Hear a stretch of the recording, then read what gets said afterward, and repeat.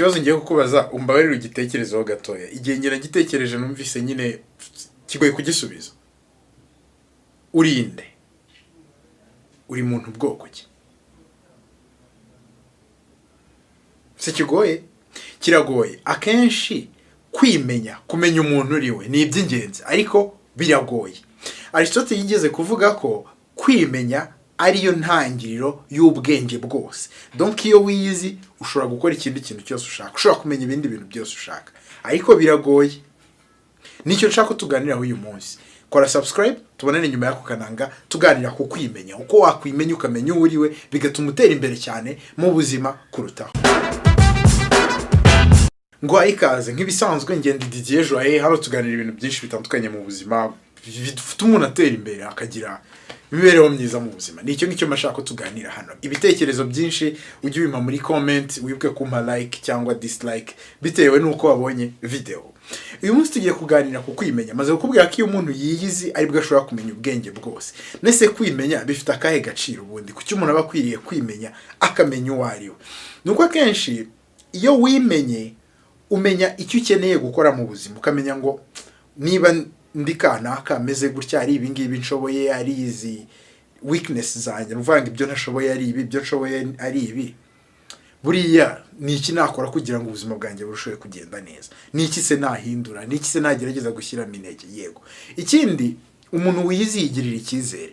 Kuko iyo wiyizi ukagera mu mimerere runaka cyangwa muri situation runaka ubuzi ibyo ushoboye n'ibyo udashoboye. Ukamenya rero uti bindabishoboye bigatuma wigirira icyizere, ukamenya ko hari ibintu nyine ushoboye. Ikindi nanone umuntu wizagirira akamaro abandi bantu agira impact nini kuri society. Kuko nyine ushyira ingufu aho zigomba kujya, ukamenya ibyo ugomba gufasha abandi bantu, society ikagenda igatera imbere. Nese ni gute umuntu ashobora kwiyigaho akimenya, akamenya ibyo ashoboye n'ibyo adashoboye?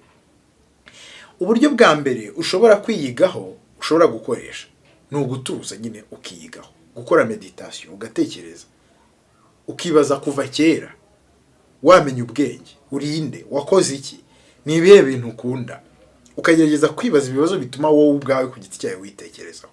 Ibyo ni ngombwa kuko iyo witekerejeho sari igihe ujye wumva washitse intege mu buzima ukumva nta kintu ushoboye, ariko iyo witekerejeho ushobora kumenya ingufu ufite ushobora kongeramo imbaraga mu buzima bwawe ku buryo n'igihe wari uri kumva ubuzima bwawe utazi aho bugana ushobora kongera kugira ahantu buganisha.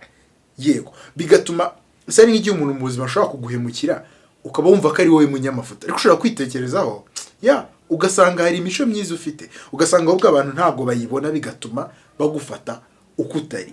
Kwitekerezaho rero ni byiza. Fata umwanya wiyigeho, witekerezaho we ku giti cyawe.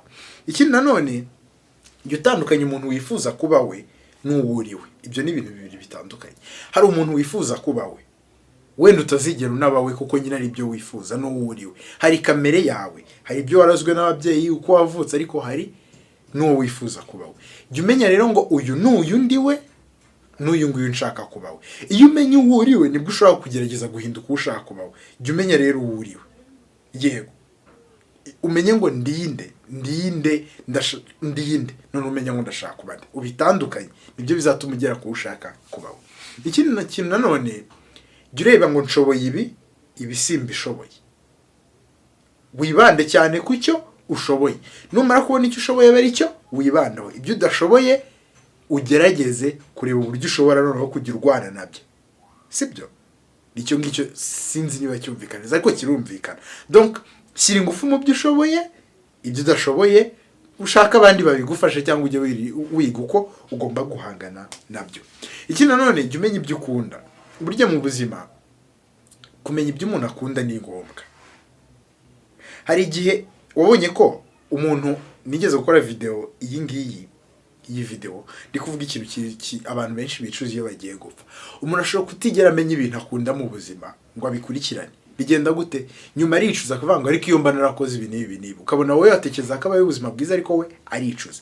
Rero jya umenya ibyo ukunda aba ari byo nyine ukurikira. Kwimenya bituma umenya ngo nkunda iki, kandi burya nyine ikintu umuntu akunda yagikoze bigenda neza. Rero jya umenya ibyo ukunda.